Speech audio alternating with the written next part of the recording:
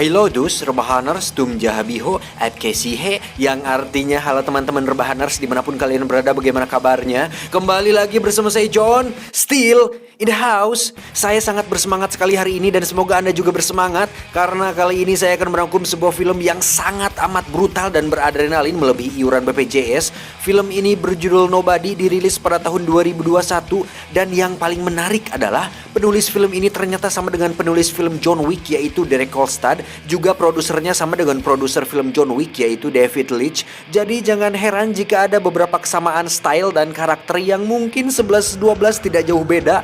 Tapi saya pastikan film Nobody ini memiliki plot cerita yang cukup berbeda dengan John Wick. Penasaran? Langsung saja pasang handsfree, simetriskan posisi rebahan, kelonggarkan celana pacar, selamat menonton. Dan seperti biasa, ayo kita mari katakan bersama saya dengan penuh semangat dan penuh sukacita. 1, 2, 3.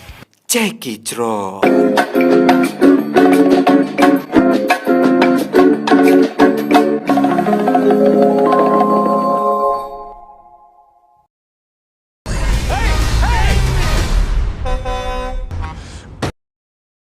Kisah akan berfokus pada seorang pria parubaya bernama Hutch Mansell. Ini orangnya, di mana beliau adalah sosok ayah sekaligus kepala keluarga bagi istri dan kedua anaknya.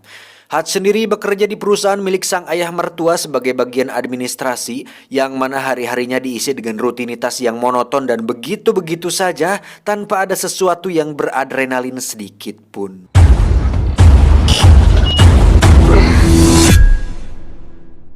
Hingga suatu malam, kediaman Hutch pun didatangi oleh dua pencuri, yang mana Hutch berhasil memergoki mereka. Namun karena suatu alasan tertentu, Hutch pun membiarkan mereka mengambil sejumlah uang receh yang jumlahnya tidak terlalu banyak. What about his watch? Tak diduga anak sulung Hutch pun berhasil menyergap salah satu pencuri itu, dan ketika si pencuri yang lain teralihkan perhatiannya, kita akan melihat Hutch memegang sebuah tongkat golf dan berniat untuk memukulnya. Namun apa yang terjadi? Hutch justru meminta anaknya untuk melepaskan pencuri itu dan membiarkan mereka berdua kabur begitu saja. I said let him go. What the fuck, Dad? Alhasil anak sulungnya pun merasa sangat kecewa dengan tindakan Hutch, ditambah sikap polisi yang seolah ikut menunjukkan rasa kecewa terhadap sosok ayah sepertinya. You know, if that was my family.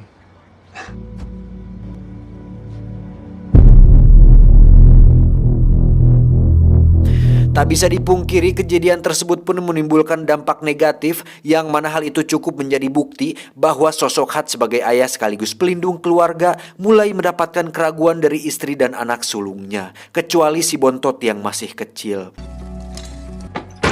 Tak cukup sampai situ, tetangga sebelah rumahnya pun memberikan sindiran keras dengan mengatakan bahwa jika rumahnya kemalingan, dia tentu tidak akan tinggal diam dan akan memberikan sedikit pelajaran kepada para maling tersebut. Dan itu cukup membuat Hutch terroasting.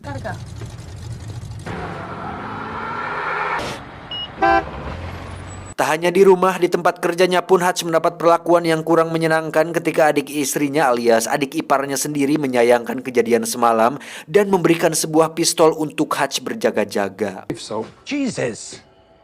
Keep my sister safe, bro. Ini adalah ayah mertuanya alias pemilik perusahaan tempatnya bekerja, di mana beliau membicarakan tentang rencana Hutch membeli perusahaannya ini karena dengan usianya yang sudah tua, beliau atau sang mertuanya ini berniat untuk pensiun. Namun karena harganya belum sesuai, Hutch pun diminta untuk memikirkannya kembali. Di luar kepenatan dan rutinitasnya tersebut, Hutch ternyata memiliki sebuah radio khusus di kantornya, di mana dia sering berbicara dengan seseorang yang nampaknya adalah teman lama, di mana hal itu menjadi sebuah pertanyaan misterius tentang siapakah sosok Hutch ini sebenarnya. Dan percakapan Hutch dengan seseorang di radio tersebut akhirnya menguak sebuah fakta menarik tentang alasan kenapa Hutch tidak melakukan perlawanan di malam itu. Karena ternyata Hutch sudah mengetahui secara detail tentang kedua pencuri itu, yang mana mereka mereka berdua adalah sepasang suami istri yang kemungkinan besar sedang mengalami masalah ekonomi, karena jika mereka adalah maling profesional yang sering melakukan aksi, tidak mungkin mereka melakukan pencurian hanya untuk sejumlah uang receh yang jumlahnya tidak terlalu banyak.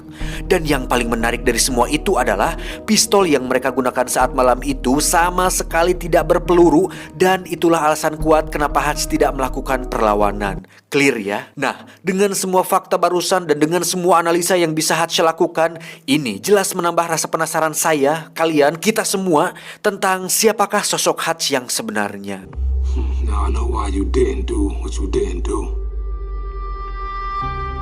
Selepas pulang kerja, Hutch pun pergi ke Panti Jompo untuk menjenguk ayahnya yang tentu sudah abah-abah, di mana beliau hanya bisa duduk di atas sofa sambil menonton video IQ 7 di televisi.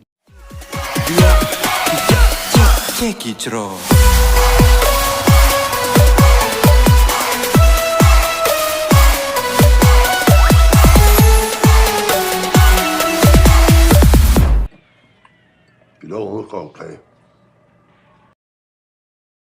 Saat pulang, Hutch pun berdiri tepat di depan rumah di mana dia melihat keluarganya sendiri dan merasa bahwa dia cukup kecewa dengan diri sendiri yang gagal menjadi sosok pelindung bagi keluarga, dan itu cukup membuat Hutch merasa leles. Saat sudah masuk rumah, istri dan anak sulungnya pun masih bersikap cuek terhadapnya, namun ketika si bontot mengeluhkan tentang kalung anjingnya yang hilang dan mungkin terbawa oleh kedua pencuri semalam, disitulah Hutch benar-benar sangat emosi.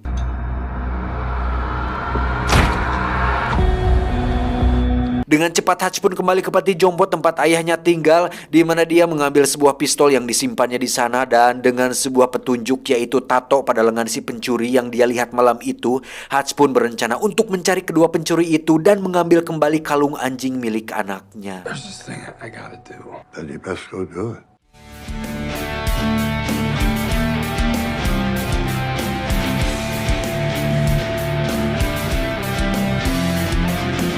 Setelah mendatangi beberapa tempat pembuatan tato, sampailah Hutch di sebuah tempat tato yang sudah berdiri puluhan tahun, di mana tempat itu diisi oleh orang-orang yang bukan sembarangan, dan kedatangan Hutch ke sana cukup menarik perhatian orang-orang tersebut.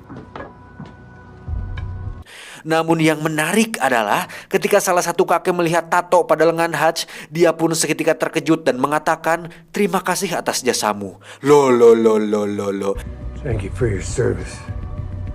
Saat si kakek masuk ke ruangannya dan mengunci pintunya dengan sangat amat rapat, disitulah orang-orang tersebut mulai berubah sikap dan dengan senang hati mau membantunya. Sampai segitunya loh, makin penasaran kan? How can I help you?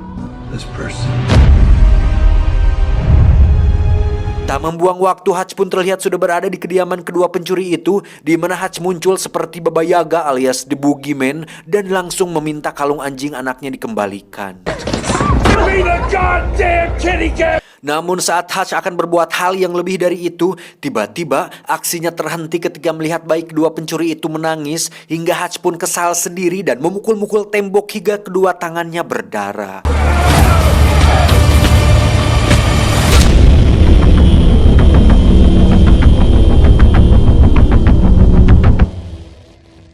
Dan disinilah dia sekarang duduk di dalam bus menuju rumah dengan semua perasaan kesal yang gagal untuk dilampiaskan.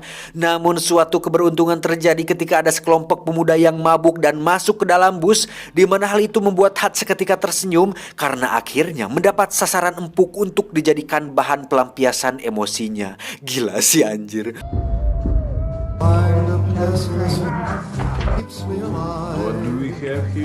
Dan ketika para penumpang ketakutan karena kedatangan sekelompok pemabuk, Hutch pun dengan santainya berjalan melewati mereka, kemudian mempersilahkan sang supir untuk keluar, lalu masuk kembali ke dalam bus dan mengunci rapat pintunya. Lantas, apa yang akan dilakukan Hutch? Ya, dia akan menghajar mereka semua. I'm gonna fuck you up. Terjadi perkelahian 1 lawan 5 pemuda tinggi besar, di mana Hutch yang memiliki perawakan kurus dengan brutalnya menghajar mereka semua, yang mana adegan ini cukup ditampilkan secara realistis dan itu sangat-sangat beradrenalin.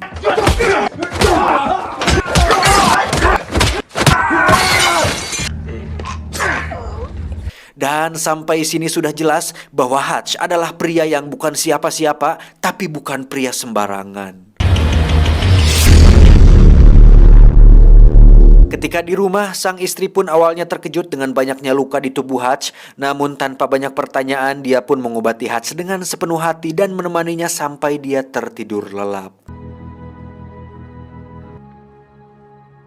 Sementara itu adegan berpindah ke tempat lain di mana kita akan melihat seseorang semacam mafia bernama Yulian Kuznetsov atau biasa dipanggil Yuli, yang mana Yuli terlihat berjoget dan bernyanyi di sebuah klub malam yang cukup ramai pada malam itu. Seluruh kota merupakan tempat bermain yang asik. Oh senangnya, aku senang sekali. Yuli sendiri adalah seorang mafia Rusia yang memiliki usaha penyimpanan uang, yang mana rekan-rekan sesama mafianya mempercayakan semua uang mereka di tempat penyimpanan milik Yuli. Dan saat mereka bersama, Yuli pun ditegur oleh para rekannya mengenai sikap tidak gagah dirinya saat berjoget dan bernyanyi di depan umum, yang mana sikapnya tersebut dianggap bisa menurunkan kepercayaan sebagian besar dari mereka karena menunjukkan tidak adanya wibawa dan rasa hormat dalam diri Yuli. Dan apa yang dilakukannya? Yuli tiba-tiba memecahkan gelas kemudian menyerang salah satu pengunjung di sana, lalu menggorok lehernya tepat di depan para rekannya tersebut. Dan itu cukup membuktikan bahwa Yuli adalah orang yang berbahaya yang bisa membuat kepercayaan mereka meningkat. Tak lama Yuli pun mendapat telepon bahwa adiknya sedang dirawat di rumah sakit, yang mana adiknya tersebut ternyata adalah salah satu korban dari Hutch saat peristiwa di dalam bus tadi. Yuli pun marah besar dan mencoba menginterogasi satu persatu teman adiknya mengenai pelaku yang telah membuat adiknya babak belur, di mana salah satu temannya tersebut berhasil mendapatkan kartu identitas kerja milik si Hutch. How can I find this man? Singkat cerita, esok pagi pun tiba. Hutch pun terlihat sudah pulih seperti sedia kala dan tak lama mendapat panggilan telepon dari teman yang biasa menemaninya di radio, yang mana temannya tersebut memperingatkan tentang kejadian semalam bahwa salah satu orang yang dihajar Hutch adalah anggota keluarga dari seorang mafia Rusia berbahaya, yakni Yuli.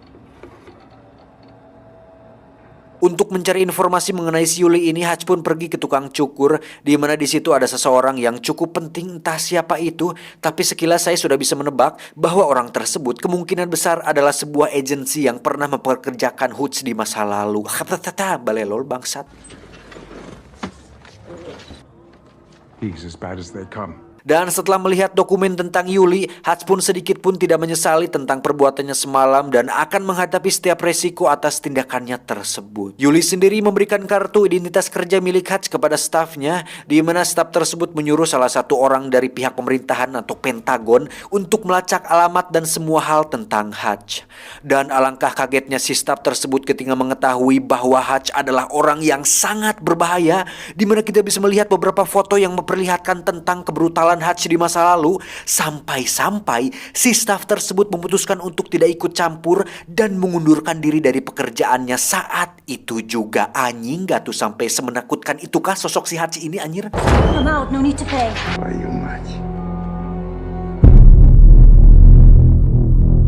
Saat Hutch dan keluarga sedang makan malam, di luar dugaan Yuli ternyata bergerak lebih cepat dari dugaan, di mana dia mengirimkan beberapa pasukan ke alamat rumahnya untuk menghabisi Hutch beserta seluruh keluarganya. Dengan cepat Hutch pun meminta mereka untuk masuk ke ruang basement, di mana mereka semua dibuat bingung bercampur kaget saat mengetahui bahwa ruang basement mereka selama ini ternyata memiliki teknologi yang cukup canggih. Dan di saat keluarganya bingung dengan semua ini, Hutch pun meminta mereka semua untuk tetap tenang dan jangan panggil 911. Don't call 911. Ketika pasukan Yuli masuk, sesaat saya diingatkan dengan film John Wick ketika rumahnya didatangi oleh beberapa pasukan kiriman mafia Rusia bernama Vigo, masih ingat kan? Dan sekarang saya semakin dibuat penasaran apa yang akan dilakukan Hutch kepada para pasukan Yuli ini. Faktanya, Hutch ternyata memiliki jiwa brutal 2 kali lipat lebih sadis dibandingkan John Wick, di mana Hutch membantai sebagian besar pasukan Yuli dengan begitu gila, meskipun akhirnya dia harus tertangkap karena disetrum dari belakang.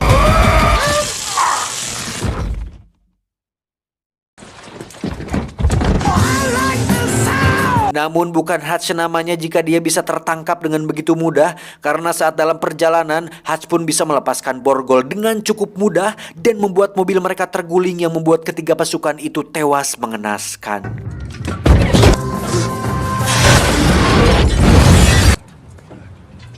Hutch pun kembali ke rumah dan membersihkan diri, di mana dia dengan tenangnya membawa istri dan anaknya keluar dan melihat begitu banyak jasad bertebaran, kemudian menyuruh mereka untuk pergi ke tempat aman sampai situasi benar-benar kondusif.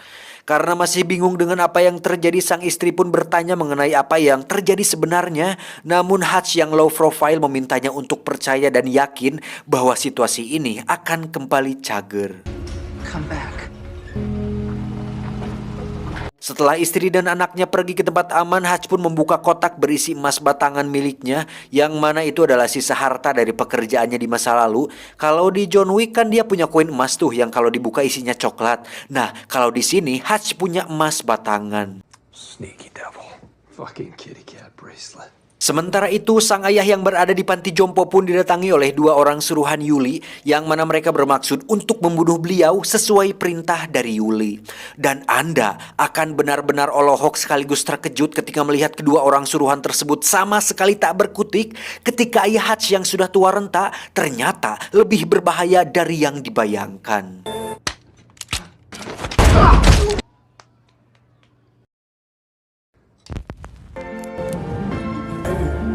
Setelah meledakan rumah beserta semua jasad pasukan Yuli, Hutch pun menemui ayah mertua untuk membeli perusahaan tempatnya bekerja dengan emas batangan yang dia bawa. Si adik ipar pun menolak kesepakatan tersebut dan sempat akan memukulnya. Namun Hutch yang sudah tidak peduli pun dengan cepat memukul perut si adik ipar, yang mana dia sangat amat terlihat kesakitan. Untuk kemudian Hutch memintanya untuk tarik nafas pelan-pelan dan duduk dengan manis. Breathe deep, okay? There you go. Di sisi lain, Yuli pun cukup terkejut ketika mengetahui bahwa semua pasukan krimennya tewas, ditambah salah satu anggota pasukannya tersebut adalah asisten kesayangannya. Sama seperti Viggo yang telah macam-macam dengan orang yang salah, yakni John Wick, Yuli pun mengerahkan semua pasukan miliknya dan semua pasukan yang ada hanya untuk menangkap satu orang, yaitu Hutch Mansell. Собери всех бойцов. Hutch sendiri terlihat sedang mempersiapkan sebuah rencana untuk ini semua, yang mana Hutch berniat untuk melakukan perang kepada Yuli setelah mengetahui bahwa Yuli telah berani mengirim pasukan untuk membunuh keluarganya. Tanpa ragu dan tanpa rasa takut sedikit pun, Hutch pun mendatangi tempat penyimpanan uang milik Yuli, di mana dia dengan santainya membantai puluhan pasukan bersenjata di sana, yang mana itu menyeratkan satu hal, bahwasannya Hutch pernah melakukan hal yang lebih buruk dari ini di masa lalu.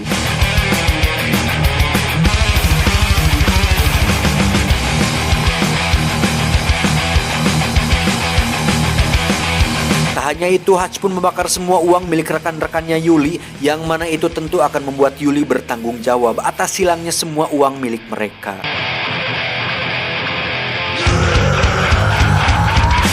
Dan yang paling gila dari semua itu adalah setelah Hutch menghancurkan bisnis Yuli, Hutch pun dengan bernyali nekat datang sendirian ke klub milik Yuli, yang mana kita bisa melihat dia sedang asik makan tanpa ada rasa takut terhadap Yuli dan semua pasukannya. Enjoying your meal? Namun di balik semua tindakan gila dan nekatnya itu, Hutch ternyata memiliki ide brilian ketika dia membawa sebuah peledak tepat di atas meja, yang membuat Yuli meminta semua orang untuk keluar dari sana. Anjing. Tanpa banyak basa-basi, Hutch pun langsung mengungkapkan tujuannya datang ke sini, di mana dia menawari sebuah kesepakatan damai untuk tidak lagi mengejarnya dan keluarganya. Hingga saat Hutch mengatakan bahwa dia sudah membakar semua uang dan usaha milik Yuli, Hutch pun menyarankan agar Yuli berhenti dari pekerjaan mafianya dan menjadi orang baru yang lebih baik. Think it over. Saat keluar, Hutch pun menunggu apa yang akan dilakukan Yuli. Hingga saat Yuli keluar dan akan mengejarnya, jangan salahkan Hutch jika Yuli lebih memilih mati ketimbang berdamai dengan tawarannya tadi. Terjadi kejar-kejaran di mana mobil Hutch diberondong ratusan peluru, dan saat sampai tepat di depan perusahaan yang sudah dibelinya, Hutch pun tiba-tiba ditolong oleh orang yang menembak dari atas, yang ternyata adalah orang yang sering berbicara di radio, sekaligus anak angkat ayahnya yang sudah dianggap adik sendiri oleh Hutch. Pria ini bernama Harry. Namun bukan itu kejutannya, karena tiba-tiba ya, si ayah Hutch yang sudah abah-abah yang sudah ujur ini ternyata ikut menolongnya, di mana mereka berdua berencana untuk membantu Hutch menghabisi para mafia Rusia jahat ini. If I didn't miss this shit. Sementara itu Harry pun terlihat sedang bertarung jarak dekat setelah para pasukan Yuli berhasil masuk ke dalam, yang mana Harry melakukan sebuah tembakan luar biasa ketika 3 orang langsung tewas hanya dengan 1 tembakan yang dilayangkan olehnya. Namun Hutch tetaplah orang yang paling brutal saat ini, di mana dia menggunakan jebakan tikus untuk membuat sebuah peledak kecil. Kemudian saat orang-orang itu terkejut, Hutch pun dengan cepat menembak mereka dari jarak dekat untuk kemudian mengambil sebuah pistol dari kulkas, lalu menghabisi yang lain dengan tembakan linggis yang sudah dibuatnya. Ketika mereka bertiga berkumpul, disitulah saat-saat masa lalu seolah terulang kembali, yang mana mereka bertiga adalah sebuah keluarga yang sangat ditakuti karena memiliki sebuah profesi yang cukup mengerikan di masa lalu. Setelah semua pasukannya tewas, tersisa Yuli yang masih hidup, di mana dia berhasil menembak bahu Harry yang membuat mereka bertiga terdesak. Dan jangan anggap ini adalah adegan dramatis yang akan berakhir menyedihkan, karena dengan semua kegilaan dan kebrutalan Hutch, dia pun nekat menempelkan ranjau peledak pada pintu anti peluru, kemudian mendatangi Yuli sedekat mungkin, lalu meledakkan ranjaunya tepat di bebenguk si Yuli hingga membuatnya tewas dengan kondisi yang sangat mengenaskan. Setelah semua ini berakhir, Hutch pun ditangkap dan diinterogasi oleh 2 polisi, di mana mereka berdua sangat amat terkejut dengan ratusan jasad manusia di lokasi tersebut dan seolah tak percaya jika Hutch telah melakukan itu semua sendirian. Tak lama salah satu polisi pun mendapat panggilan telepon disusul dengan yang satunya lagi, di mana mereka mendapat telepon dari seseorang yang sama yang nampaknya sangat penting, entah siapa itu. Namun yang mengejutkan adalah mereka berdua meminta maaf telah menangkap Hutch dan melepaskannya begitu saja tanpa ada sesuatu yang menyulitkannya sedikit pun. Saat polisi itu bertanya, "Siapa kamu sebenarnya?" Hutch pun menjawab, "Aku bukan siapa-siapa." Nobody.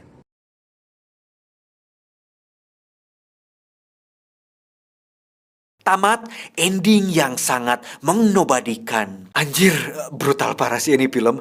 Kalian harus nonton langsung soalnya banyak sekali adegan keren yang tidak bisa saya tampilkan di sini. Terus juga masih ada scene setelah Hutch diinterogasi, di mana dia dan sang istri sedang mencari rumah baru. Terus si sales rumahnya mendapat sebuah telepon yang ternyata untuk si Hutch. Jadi siapa sih sebenarnya si Hutch ini?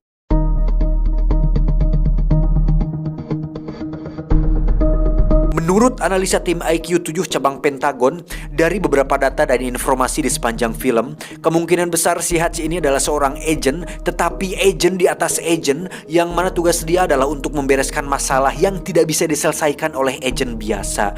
Ya, semacam tim pembersih lapangan. Kalau kalian ingat film John Wick, ada namanya The Adjudicator yang dikirim oleh High Table, yang mana tugas utama beliau adalah untuk membereskan orang-orang tertentu yang menjadi target operasi. Tapi yang menarik di sini adalah Hutch bertugas bukan hanya untuk membereskan satu target, tetapi mampu membantai puluhan pasukan dan ratusan mungkin sekaligus lagi, yang mustahil untuk dilakukan oleh agen biasa. Keren kan?